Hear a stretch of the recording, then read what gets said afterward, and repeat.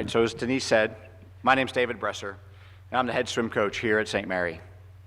I know with the lead up and the hints that were out there that some of you were expecting someone more exciting or more prestigious, but for the person who guessed Bill Self, I'm sorry to disappoint. But I do want to share my story of my purpose and my passion and my persistence to get here. I'd like to speak a little about each of those aspects, but then give you a chance to ask me questions, because I feel I'm better at facilitating a discussion and being more interactive than just lecturing you about how to live your life. I do hope I demonstrate how small things and small moments can make a difference. My hope for each of you is to be a kind person, help those around you, be a good citizen, set a good example, and find your purpose through passion and persistence. And when I look around the room, I see my swimmers, I see determination, I see potential. I see a group of athletes who are learning one of life's greatest truths, that the habits that you build right now in the pool, on the field, in the classroom, they don't just shape who you are as competitors, but they'll shape who you are for the rest of your life. So let's first start with some background about me. So how did I get to this point, being the swim coach at St. Mary? I'm going to start with one of the lowest points in my life.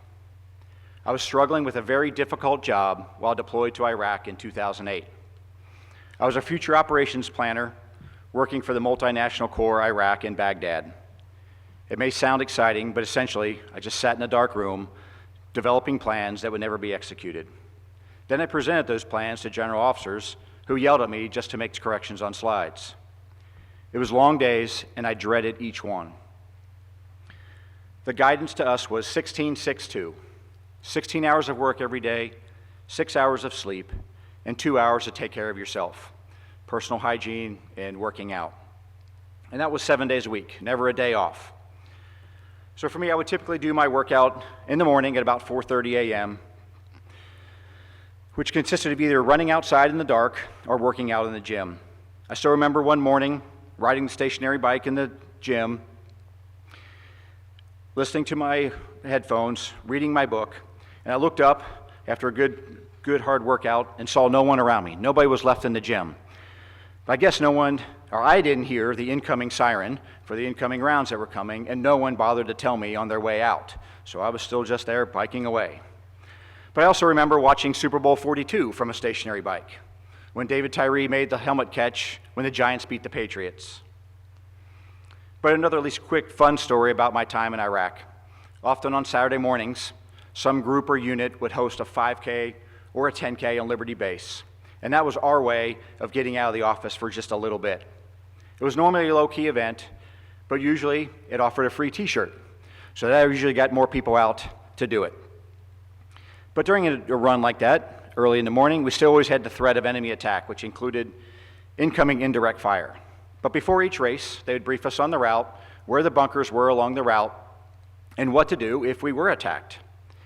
They also had to mention that the race would be over at that point, which I really thought was kind of obvious. But one morning, after we got the brief, someone from the back goes, "Hey, do we still get that shirt?" But on Sunday mornings, we were allowed a little extra time for ourselves. Time to go to church, time to rest a little, maybe time to go get a coffee with friends. I found access to a pool. Saddam Hussein had built some ornate and gaudy palaces, which often included pools. But by the way, also the palace had some awesome toilets. So that proverbial throne, and that was also a way to get away from the office each day, and those bathrooms also had beautiful views outside. So at least it was a way to get away for a moment each day. But back to the pools. Most of them were empty. But I found two that had water, and mostly clear water. One was in the green zone, which I only visited occasionally, but I was determined to find a time to swim in that pool. But the other was on the Australian compound, which was on Liberty Base where I worked.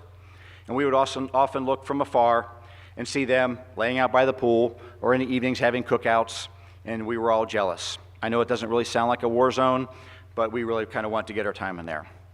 One of the guys I worked with was a Marine. He was also a Naval Academy grad. who was also a swimmer a few years ahead of me at Navy. We both wanted to swim.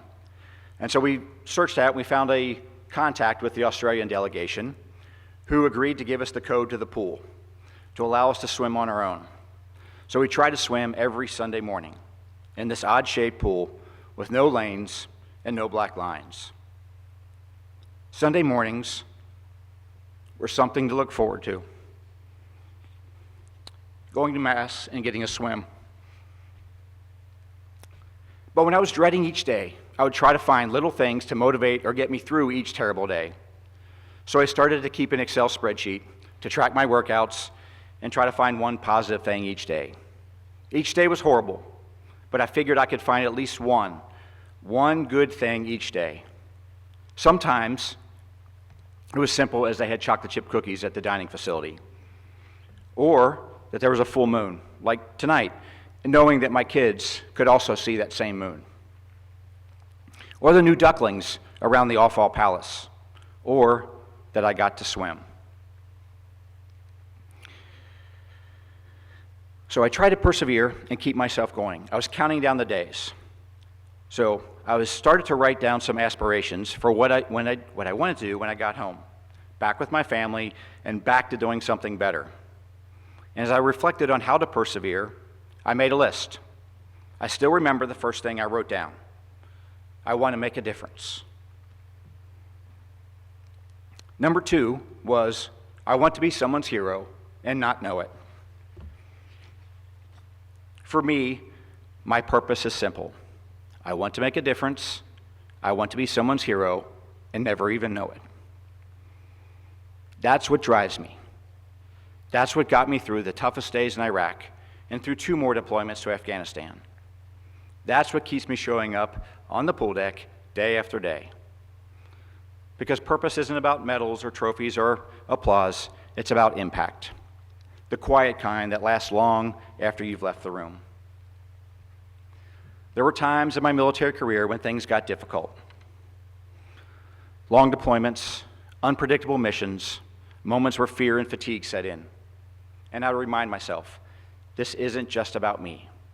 Someone is counting on me to do my job. My soldiers are counting on me to be steady when everything else feels uncertain. My family is counting on me to return safe. And that same mindset carries into coaching.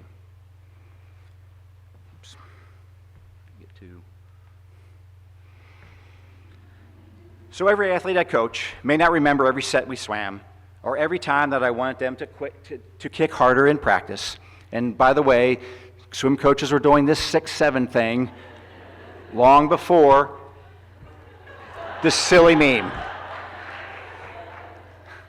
But every coach may not remember every workout or every time that I scream go or try to get in their face on the pool deck.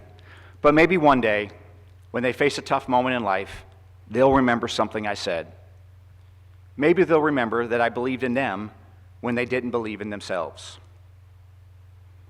That's what purpose looks like. It's about leaving people a little better than you found them. It's about leaving your world a little better than you found it. It can be as simple as saying hello, or picking up trash on your way to class, or asking someone how they're doing.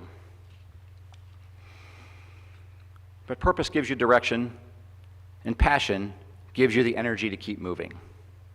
My passions are family, swimming, and helping others. I encourage you to find something that you're good at, or maybe something that you're not good at, but you would really enjoy doing. Possibly pursue passions as hobbies. But there's one thing that separates average from great, and that's passion. When you're a college athlete, passion is what gets you up at 5 a.m. when everyone else is asleep. It makes you push through that last 100 yards, or make those last 5 100s of twister set when you really, really want to quit. But there's something I've learned along the way. You don't have to make your passion your career. You can find something you're good at and do it with excellence. But still keep your passions alive in the things that feed your soul. Family gives me my foundation, my why. Swimming keeps me grounded. It reminds me of who I am and what discipline, commitment, grit and teamwork look like. My family has always been my biggest inspiration and my biggest supporters, from my parents to my sisters to my wife and to my kids. They've shown me what it means to care deeply, to stay strong through challenges, and to support others no matter what. My passion for family isn't just about love, it's about carrying those values with me in everything I do. Then there's swimming, waking up before sunrise, diving into the cold water, pushing through the exhaustion. It wasn't easy, and still not easy, but swimming taught me discipline, patience, and the power of consistency. It reminded me that passion isn't just excitement, it's commitment. It's showing up even when it's hard. Together, those passions led me to something even greater, a passion for helping others. My family taught me to care, swimming taught me to persevere, and now I want those lessons to make a difference in others' lives. Passion gives life direction. It turns that purpose and dreams into impact. So to all of you, don't panic if your major or your career path doesn't perfectly align with your passion. After all, I was an engineering major in college, and I never did anything with it. Or you can fly helicopters and be in the Army for 25 years and still be a swimmer at heart. You can chase a career in nursing or business, medicine, or education and still keep that fire that sports gave you.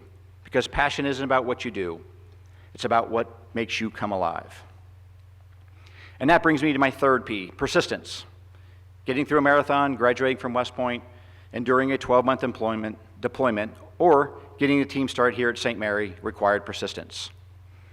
In 2018, as I was getting ready to retire from the Army, I had this bright idea that maybe St. Mary would be receptive to starting a swim team. After all, I had access to a new pool at Lansing High School. It was already underutilized. I knew USM was looking to expand their athletic offerings. And my passion to be involved with college athletics led me to trying to contact the athletic director here. It took numerous calls, many unanswered emails, and contacting others who might have an in. I finally got an office call to talk about my move out of the military and into civilian life, and hopefully into academic administration. But during that meeting, I dropped the hint about starting a swim team here with Mr. Miller. Mr. Miller said no. They were already pursuing another sport. I was disappointed, but not deterred. I wasn't going to give up. I still thought it might be something that might be in the future.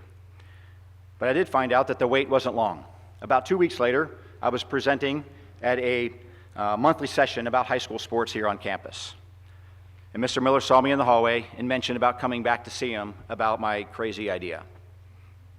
So about a week later, I walked in his office, and I was surprised because he was joined by Dr. Zimmerman and the associate AD at the time. Not what I was really expecting. And then they said they wanted to pursue the idea of starting swimming and liked my plan. And I was like, great, this is awesome. So I excitedly told them about what the team would look like, how it would entail, where they could recruit, where they should go, and what the facility use would look like. And they said, great, and we'd like to hire you as the coach. I wasn't prepared for that and said I needed a chance to talk to my wife and family. And that same day, I was offered a position on Fort Leavenworth to teach at Command General Staff College. So Devin and I talked, and we decided to give my passion of coaching swimming a try. It could be a miserable failure, but I'm glad Mr. Miller and Zim took a chance on an inexperienced coach to start the team here. So now after 8 years, I'll let you decide if it's been worthwhile. It has been for me, and I determine it a success. Getting to this point with this amazing and great team was a challenge, and it took persistence, perseverance to grow and improve. The first year we had 11 swimmers. Now we have 40. My swimmers have probably heard me say this before. Take care of the little things, and the big things will take care of themselves. It's what my high school coach said all the time, and something that I've used through my college career, and now it's been my philosophy in coaching, at the pool, and in life.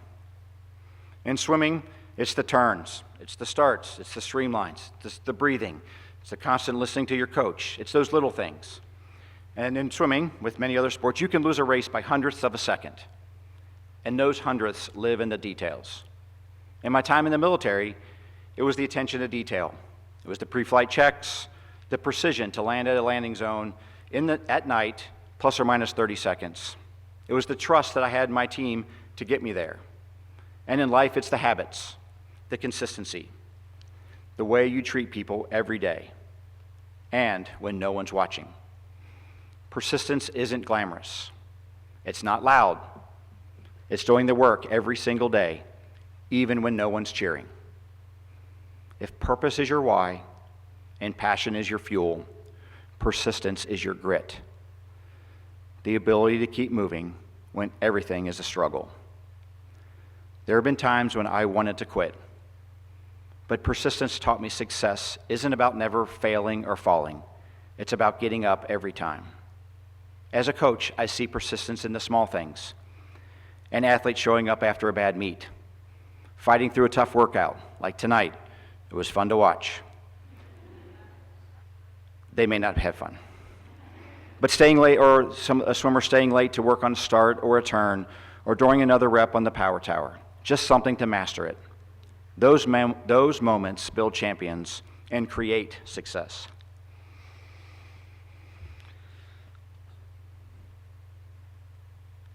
So persistence doesn't always look heroic. Sometimes it's just quiet consistency, showing up, doing the work, and trusting the process, even when the outcome isn't guaranteed. That's how you build strength. That's how you build character. That's how you make a difference. There were plenty of times in my life when things didn't go according to plan. In swimming, I've missed goals I set. In the military, I faced missions that scared me and trying times that almost broke me, like my time in Iraq. As a coach, I've had seasons that tested my patience. But here's what persistence taught me. You can't control everything, but you can control your effort, your attitude, and your preparation. And when you take care of those little things every day, life has a way of taking care of the big things. So now, I'd like to open it up to you for questions. So what would you like to know about me, or what questions do you have? You can come up to the... I commend you because my dad also went to Iraq and Afghanistan. So he was away for maybe most of my elementary years. But to see you writing down when you had those webcam calls,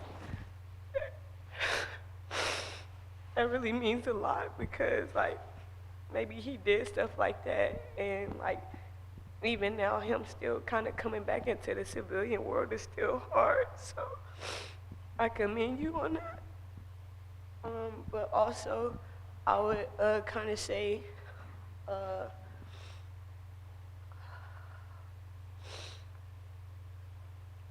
what kind of was somebody that you looked up to as far as just say everybody has somebody that they admire, everybody has someone that kind of kept them going that was in the world. Who would you say that was for you? For me, it's pretty clear. It's my dad. He passed away when I was 24, so it was really hard for that. But it was my dad that was my hero. And also, I would say my high school coach. My high school coach was one that, I said, take care of little things and big things will take care of themselves. But he was one that really motivated me and pushed me beyond my limits and to achieve things I didn't. I didn't think that I could go to West Point. He was the one that pushed for that. He didn't think that I could be a state champion. I didn't think I could be a state champion. He did. I didn't think that I could make national cuts. He did. And so him believing in me was what really helped me. My dad was one of my biggest supporters. My dad and my mom were the biggest supporters and really helped me through things. So, but thanks for mentioning about your dad and also about noticing the webcams, because it was something that I put in my journal, and it was something that was made every day kind of worthwhile, and being able to talk. My son's here tonight too, so it's that is pretty cool to be able to do that. So thanks. Yeah, and just it didn't fall on anybody's good ground. It fell on mine tonight. And I'm big on energy, and like there's definitely an aura coming off of you. Thank you.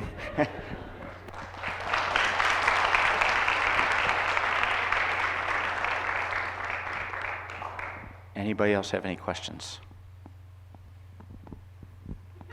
I'm patient. I can wait. Yes.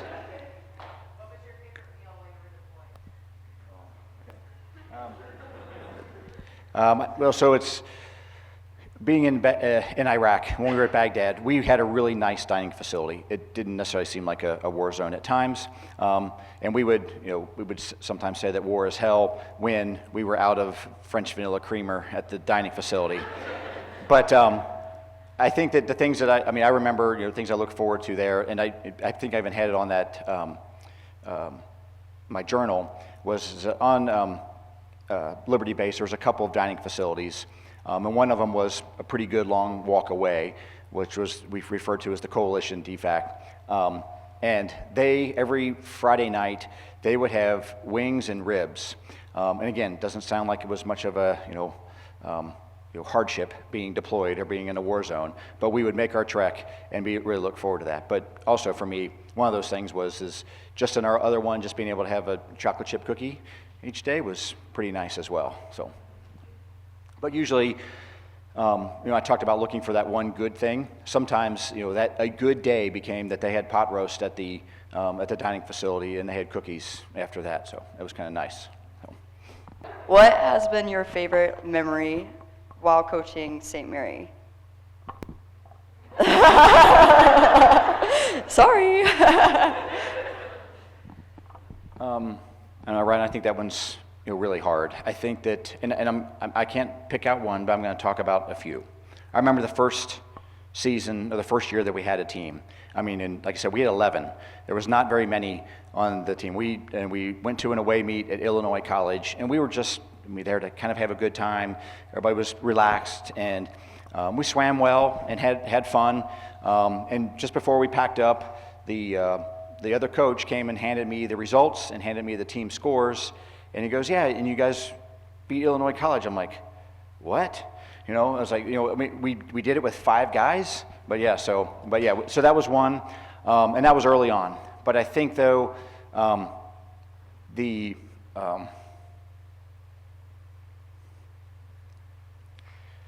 don't know, watching people kind of push through, but seeing the achievements, having our first conference champion when Braden won the 200 fly, that was very memorable and in kind of a different way. There's a picture a little bit later with me on the sideline when he won, but what was more memorable was after he got off the medal stand and the whole team was there ready to greet him and give him a hug. And a lot of other coaches and a lot of other swimmers saw that and saw what we had here at St. Mary. Another one, Ayla winning the 100 fly at conference. I couldn't even watch. I didn't see it. So I was pacing, on the other side. Watching Blake last year, after 3 years of trying to be a conference champion, win that 50 free. I remember even another one is that, and this kind of occurs almost every year, but going to nationals and just being there on deck when everybody else is warming up, and I'm just standing by myself and just looking around and reflecting and just thinking about how awesome it is and how incredible and how lucky that I am that I get to be at something like that, and they're the ones doing all the work. I just get to take them to fun restaurants and that type of stuff. So I don't know if that really, I was all over the place on that one. Yeah, I'm sure those Lambert rolls were pretty high up there too. Yes. Well, and another one last year when Luke Taylor won that 400 IM, and I did the splits on deck. That really kind of hurt. So, and was embarrassing. Should be a slide about the video on that. What's that? There should be a slide for the video. Oh, we don't need to see that. I think Taya's mom or dad has it actually. Thank you. Oh.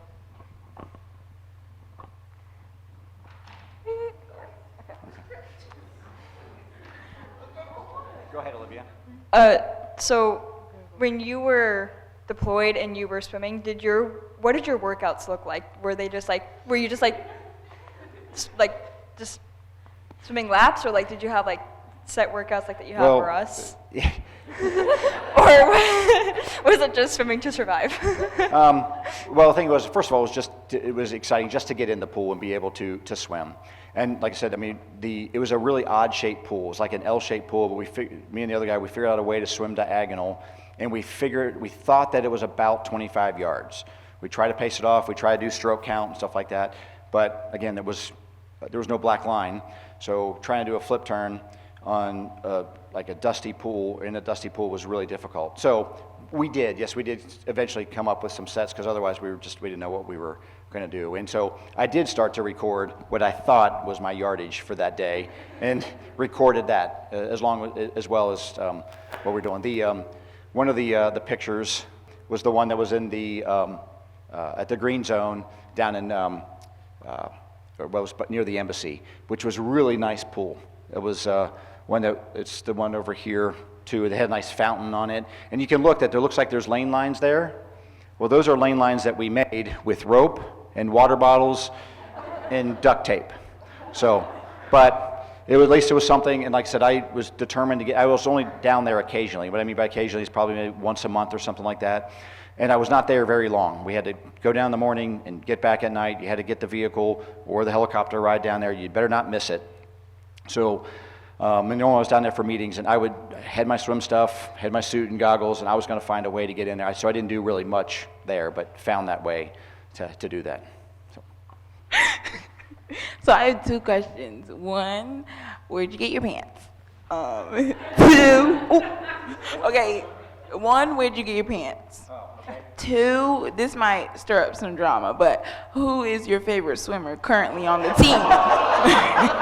I'm not going to answer number two. So, sorry. Because they're all my favorite. Some are just more favorite than others, right? No. So, pants. These come from Loudmouth Pants. My wife finds them at other places, Royal and Awesome, or if anybody ever finds some sweet pants, so definitely they're St. Mary colors. I'll definitely wear them on deck. So, but and it's kind of interesting if anybody really cares about how it got started. When I was first started coaching, actually before I started coaching, I grew up in Kentucky, and Kentucky basketball was huge. So I always looked at the basketball coaches, and they were always dressed really nicely. And I was like, man, I want to be a basketball coach. But I don't know anything about basketball, so other than enjoying to watch it. But I liked the way they dressed. So I started coaching swimming, and I wanted to look nice on deck. And that was just kind of simple, just wearing nice pants and a polo shirt. Well, then that kind of evolved into, hey, I need to have something maybe bright. So I was coaching high school, so I started just wearing red pants. And then it just kind of evolved from there into just some crazy and fancy and idiot pants or whatever. But it was my way of still being well dressed on deck, having fun, trying to keep it light, but also so that my swimmers could find me on deck when I was trying to cheer for them or see them. Some of them say they don't see me, but I try to get in their face and do that. So. Back. Okay. Have you ever had a swimmer that didn't know how to swim? Because I think I know how to swim until I find out I don't know how to swim. I know how to swim to save my life and maybe a small children or a child, but yeah. Not in college, but coaching high school. This was many years ago now. I was going to say few, but we had all the girls show up on deck, and we're like, okay, everybody get in and do a 200 easy. And some of them really didn't know what that was, but we explained to them. Everybody got in the water and was swimming, kind of thrashing around, but there was two girls that were still left on deck. And my assistant coach was like, girls, are you going to get in? And they're like, oh, we don't know how to swim. We're like, and then she was like, this is the swim team, and we do swim here. But no, their thought was that they could, that we were going to teach them to swim. Unfortunately, we didn't really necessarily at the time. We tried. We gave them, what we told them is that gave them a week and see what we could get them. If they could complete 50 yards by the end of the first week, they were welcome to stay. The thing is that we got both of them to that point, but neither of them wanted to stay. So it was too hard. And one of them became I think a state qualifying wrestler, and the other one became one of our managers who was tremendous. But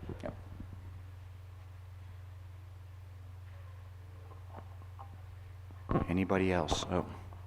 Yes. What motivates you to like persevere through like just daily like tiredness and wanting to just not wake up at 5 a.m. every day and stuff like that? It's you, and not you singular, you plural, and all of you. And I said, I wanted to make a difference, but yeah, it's tired, and the alarm goes off, and Devin has to listen to multiple iterations of the alarm as I'm trying to get up and get out of bed. But I think the thing is knowing that you guys are counting on me to be there and to give you some. Now, it'd probably make you really happy some morning if that you showed up at the pool and I wasn't there. Yes, everybody's shaking their head and they can all go back home. And even once you're there, you still ask, can we just go home? You're already here, so why not go with it? So, but no, I think that, Reagan, what motivates me and keeps me doing this is you all. And I say the swimmers, but also I think that it's the students and even my co-workers here at St. Mary. I've had other opportunities, but I love what I'm doing here. I love this team. I love who I get to work with. I like this area. This has been really good for me, and I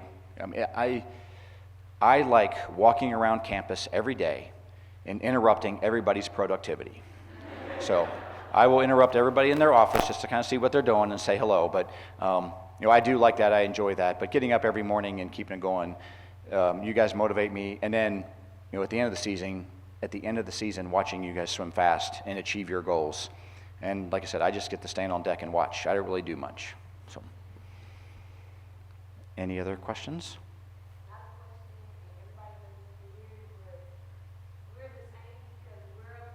Yeah.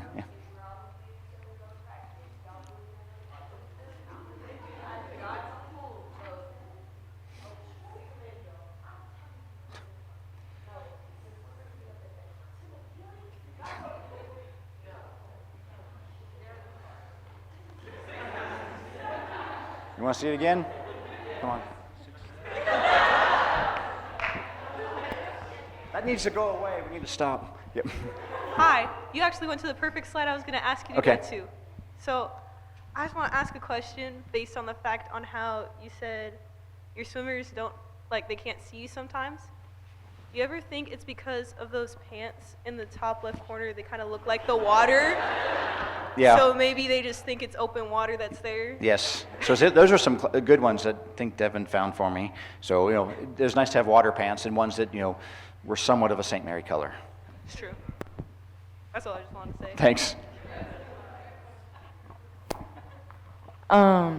My next question, back here. You were talking about like passion, and as like a swim coach, or like just a coach in general, like how do you deal with like the collegiate student athletes that are like balancing their school and their sport, and they have the passion for the sport, but they're experiencing like a burnout because of just like their schedule? Like how do you work with the student? I think that, ask some of them here about how I kind of handle that. And I think that I would say one of the other things that why I enjoy working at this level, and I say at this level, at the NAI level. I was a Division I swimmer. I swam at West Point, and have these like aspirations. But to be honest, at first I looked down at NAI. I thought it was kind of low, but now that I've been here, it is amazing. The competition is incredible. It's not easy, but also the thing is that being part of the NAI, we can balance school and our sport. The sport doesn't have to be the end-all, be-all of everything. We can emphasize other things like development of character, servant leadership, respect. We can use our school values, and that's things that we can do. We don't have to make it where swimming is, or our sport is the end-all, be-all. My daughter ran cross country and track at the Division I level. The expectations for her were that running was number one, school was number two. There was no number three. Here, we can have 3, 4, and 5. on those types of things, okay? That's what I think that what it is. Now, the thing is that what I do is I'm asking the swimmers almost every day, which they probably get tired of me asking how they're doing and what's going on, how they're feeling, but just seeing how that they're coping with the things. They may not see it, but I will adjust practices some days based off of how they're looking in the water collectively as a team. But like I said, they probably don't know it, but we will back off on some things, we'll adjust some things, we'll do some things differently based off of how they're looking and how they're feeling. I don't know, did that answer your question? Okay. Anything else? Yes, Ian.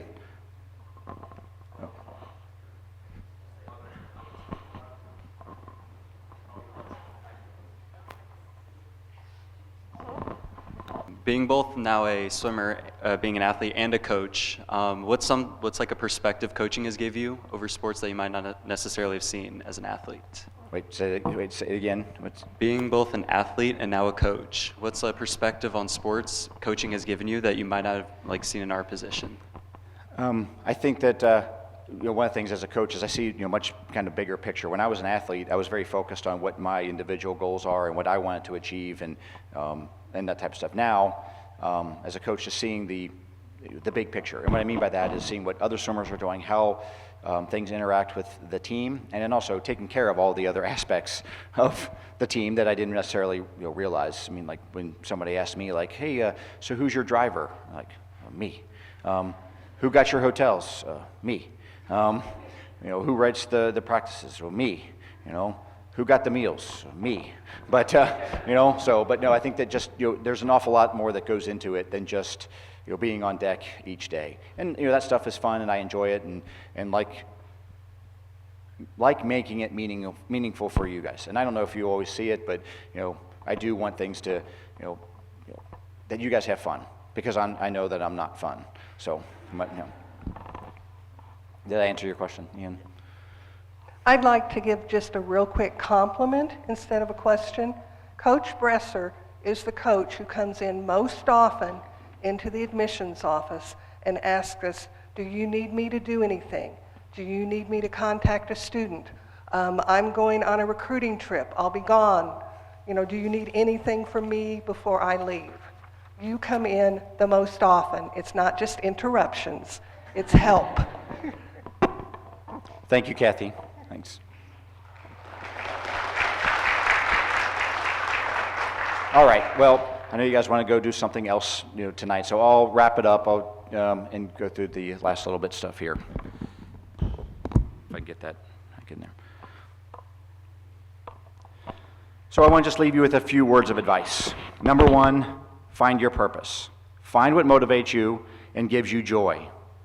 When I was younger, I thought purpose meant achieving big goals, hitting certain times, winning races, and getting recognition.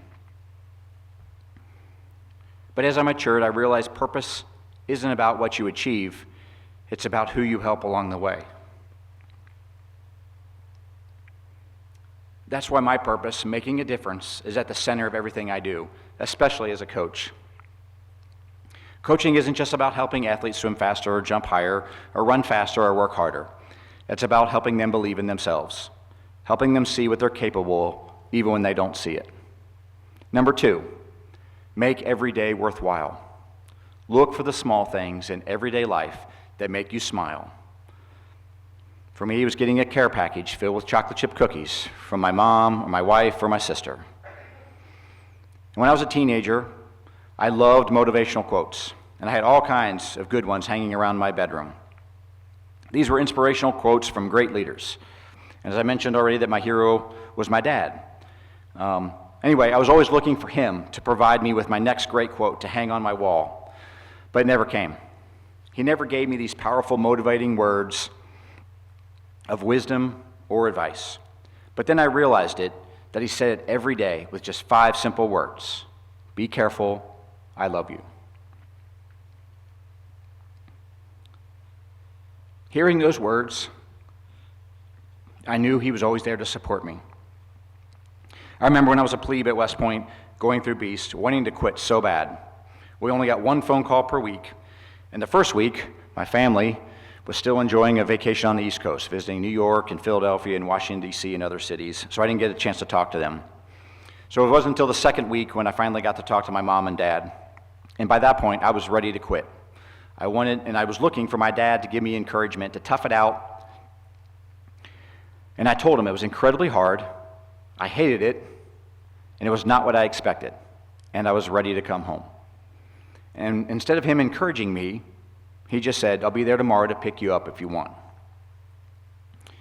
I was shocked, but that was what gave me the motivation to continue. I knew that he was there to support me.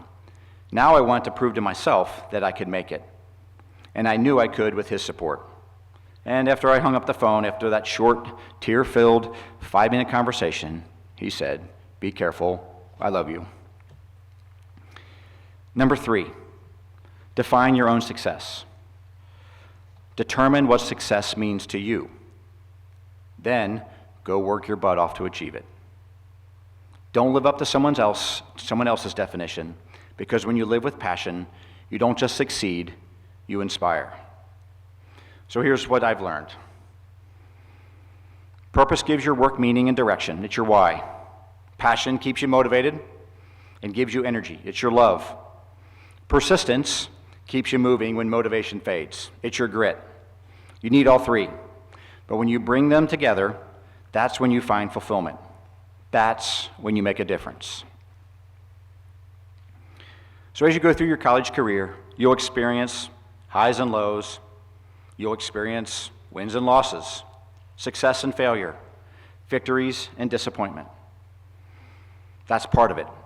But remember, every time you show up, every time you give your best, and every time you help a teammate, you're making a difference. I'm reminded of the story of the boy walking along the beach filled with hundreds, thousands of starfish that had washed ashore. He was picking them up one at a time and throwing them back. A man sees him, comes up to him and says, "What are you doing? There are hundreds of starfish. You can't possibly make a difference." The boy picks one up, throws it back, smiles, looks at the man, and says, "I made a difference to that one." But someday, years from now, someone might say, "You probably don't remember this, but something you said, something you did, changed how I looked at myself." And that's what it means to live with purpose, to be someone's hero and never even know it. So, keep your passions alive, take care of the little things. My purpose is to make a difference. My passions are family, swimming, and helping others. And I persevere every day to live those out as a coach, as a colleague, as a father, as a husband, and as a person. And trust that if you live with purpose, passion, and persistence, the big things will always take care of themselves. Thank you. Thanks for coming tonight. I appreciate it.